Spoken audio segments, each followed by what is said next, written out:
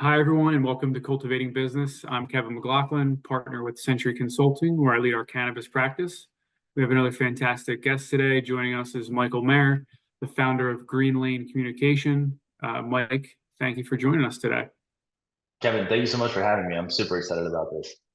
Yep, always love catching up and chatting with you. So looking forward to our conversation today. Always like to start with a little bit about our guests. So why don't you tell me a little bit about your background and how you got into the cannabis space and where you currently fit into the industry today. Yeah, so I actually got started in PR back in about 2011, 2012.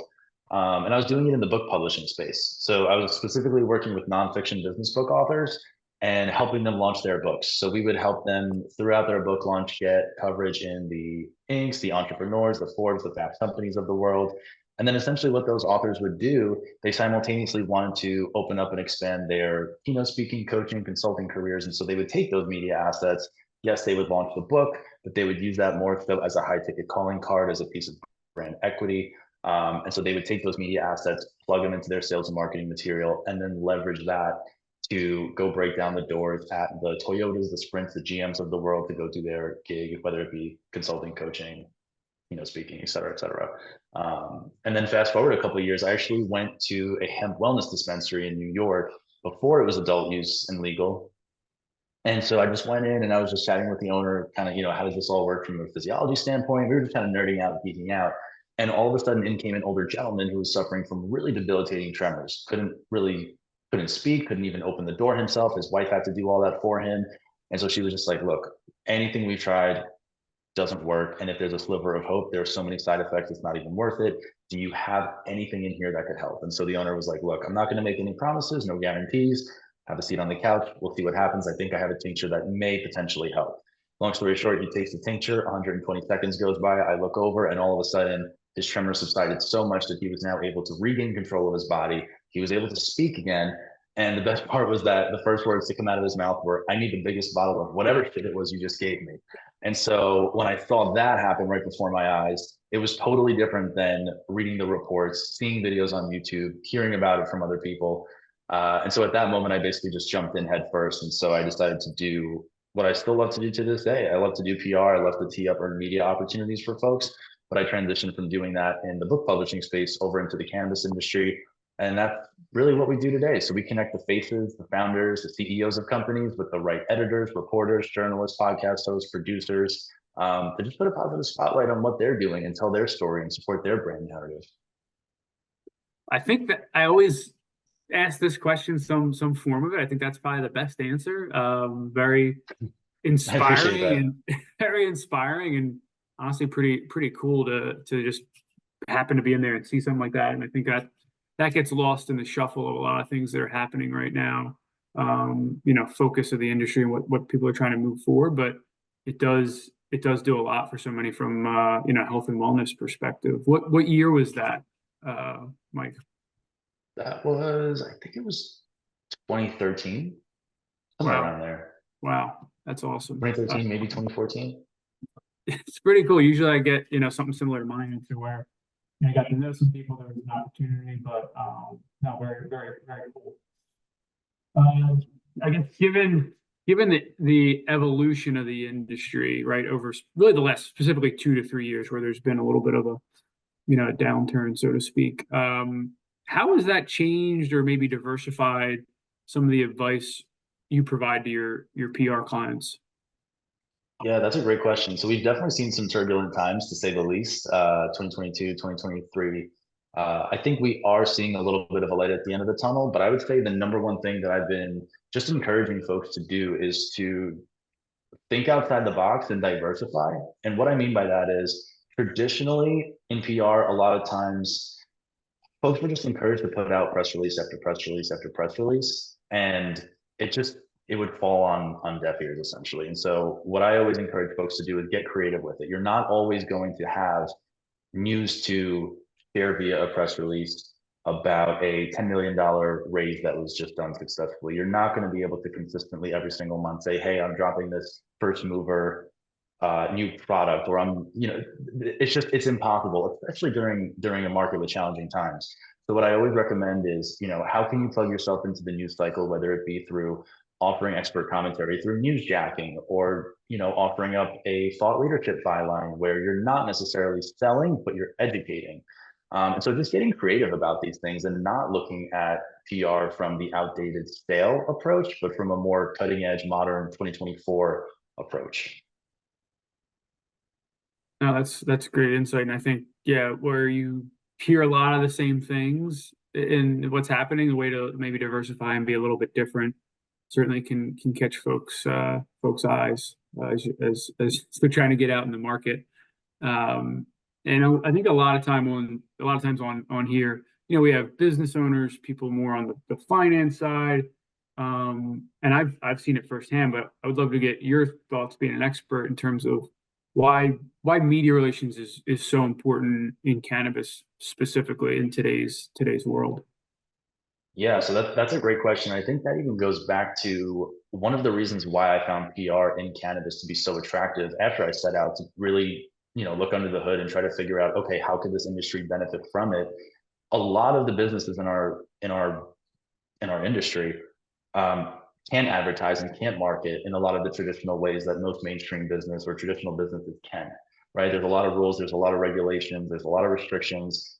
But when you have a journalist or a writer or a reporter cover a piece of news and you get mentioned in it, your company gets mentioned in it, you're able to sort of circumnavigate some of these restrictions or worries and alleviate some of these worries about having your quote unquote content or whatever you're putting out there into the digital ecosystem taken down, right? We're always hearing about social media accounts being flagged, people having to jump through hoops and overcome hurdles to get them back, and sometimes even losing really an entire audience, which could be the lifeline of their business because they've been curating a community on Instagram or LinkedIn or whatever it may be, and they don't have their own email list or they don't have their own Rolodex. So in essence, it's a great way to circumnavigate some of those challenges that haven't necessarily been present in traditional industries. Um, and then, for the obvious or not so obvious, there's a lot of credibility and a lot of trust that gets built when you have somebody else vouching for you, and when you're not just always coming to the table and asking people, buy my product, buy my product, buy my product, but rather you're approaching the microphone and saying, this is why this is so important. This is why people need to understand X, Y, Z. And so I think going from or stepping away from a more sell approach and approaching everything that we're doing in cannabis from a more educational, more informative standpoint, which is what PR really tries to channel and emphasize a lot of the times, especially in an earned media capacity. I think that's where we're starting to see a lot of the shifts happening, and I think they're happening for the right reasons. And so that's where I see a lot of things changing and how PR is actually being leveraged in cannabis specifically. It's a great workaround, long story short. No, I think that's a great perspective, and something that folks who are either newer in the industry or maybe they've been in for years, but don't always necessarily think about those types of things. So I think that's, again, great insight there. You know, always like to look forward on this, but I will go backwards a little bit. 2023, obviously challenging year. No denying that. How can business owners in cannabis, how can the resilience that they've built living in this day to day, how can they use that to their benefit in years to come, 2024 years to come? And if you have any maybe examples from clients. That is a great question right there. I think thick skin is a non-negotiable requirement to make it in cannabis, not only to get in, but to maintain a strong footing and to also last through some of the turbulent times.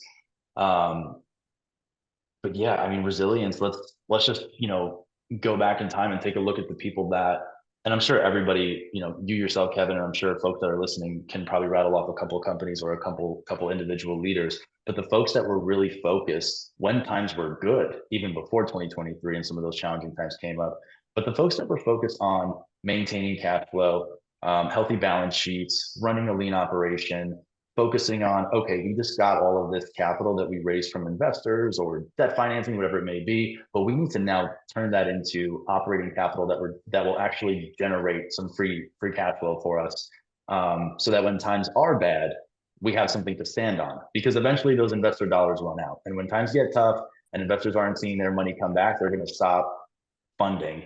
And that's when, everything hits the fan. So I think for the folks that, even when times were good, they remained lean and they remained very focused on understanding that cash is oxygen for their businesses. Those folks made it through 2023. And I think those folks are now in a very unique position to be able to take advantage of some of the competition falling off, because they just weren't able to sustain themselves. They weren't able to make it through those tough times because they were just spending money recklessly. So I think that's where we've seen a lot of the resilience play out. And it's going to be interesting to see how the companies that have made it and have maintained that resilience, how they're going to be able to take advantage of some of the innovations that we're starting to see pop up in 2024 that were maybe being developed in 2023, right? I mean, you have new technology that's being built for cannabis on the fintech side. You have new technology that's being built for cannabis on the HR side of things. You've got manufacturing, production. You've got technology that's coming in from folks like Sorting Robotics, where they're bringing in industry 4.0 technologies such as computer vision, machine learning, AI, robotics. The list just goes on and on, right? So I think it's going to be very cool to see how far some of these companies take these new innovations and technologies to increase their bottom lines and just strengthen their foothold and the health of their companies, not just in 2024, but as they kind of tee themselves up for 2025, 2026 and beyond, especially with everything on the horizon. We're talking about potential rescheduling, descheduling, legalization, 280E. I mean, there's just so much up in the air, but it's going to be very cool to see how all of that impacts the folks that have maintained resilience and sort of where they're gonna plan on taking things. That's a great answer. I think, bringing up some of the technology and some of those types of things that I think are inevitable. We're starting to see the folks who have maintained that resilience will benefit from some of those things that I think will help continue to revolutionize the industry. But couldn't agree more on some of your thoughts there. I won't, again, I always say this, I won't hold our guests to this, but I like a prediction or at the very beginning of 2024 here. What's a prediction that you have as we look to 2024? I don't know if this is, I mean, I'm totally with you. I wish I had a crystal ball.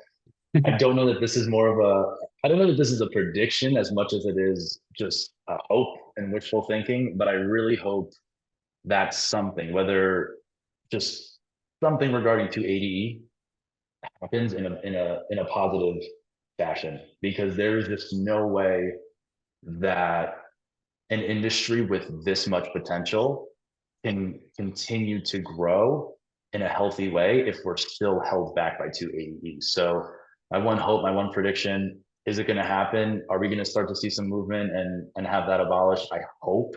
But that really is the number one thing that I'm looking forward to, just seeing the day where operators no longer have to worry about that.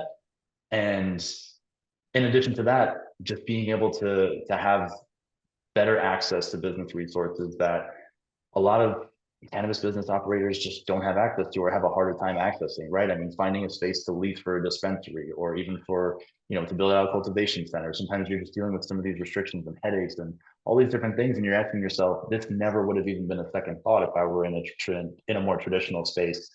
But even just, getting through the day to day that a lot of us take for granted, coming from, more traditional backgrounds, whether it be finance, real estate, whatever it may be.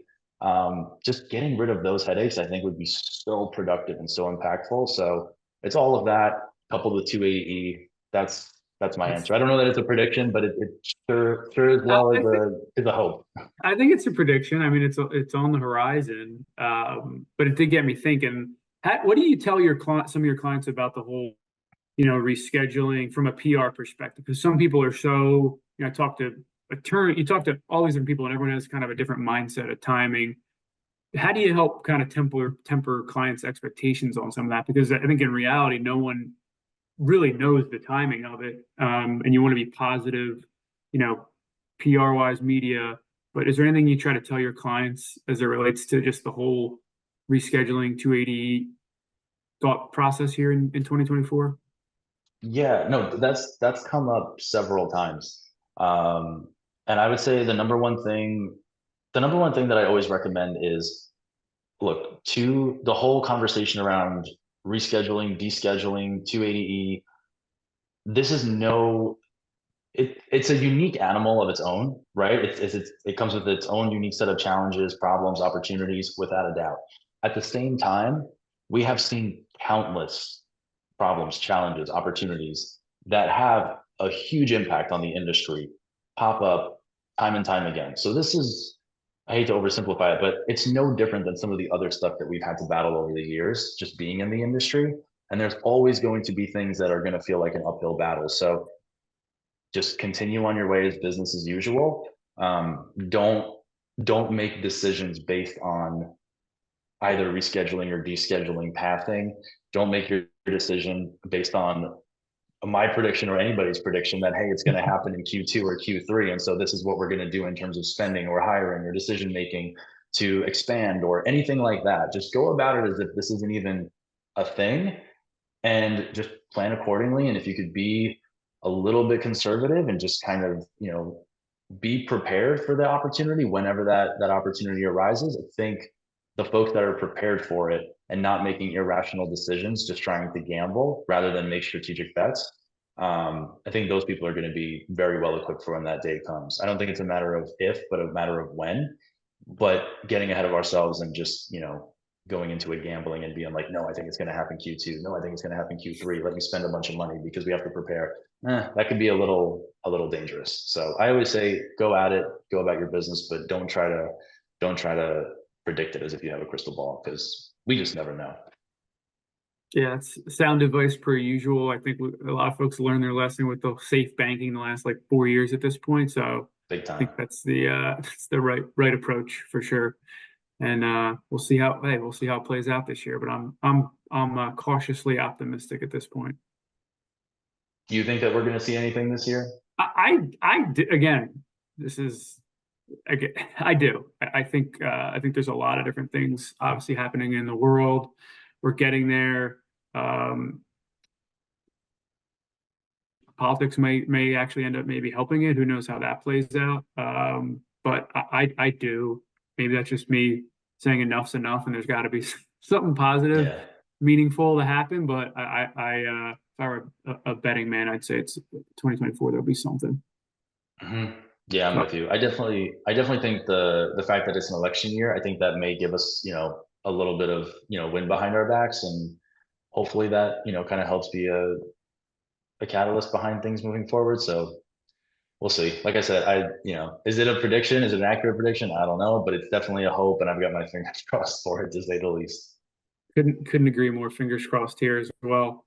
Mike, thank you for joining us. Always love chatting, getting some of your thoughts, insights from somebody who's been in the industry for quite some time now. I appreciate it, Kevin. Thank you so much for having me on. This has been a blast, and I love everything you guys are doing over at Centri. So keep it up. Appreciate it. We have another great episode planned for next month, so please stay tuned and join us on the next episode of Cultivating Business.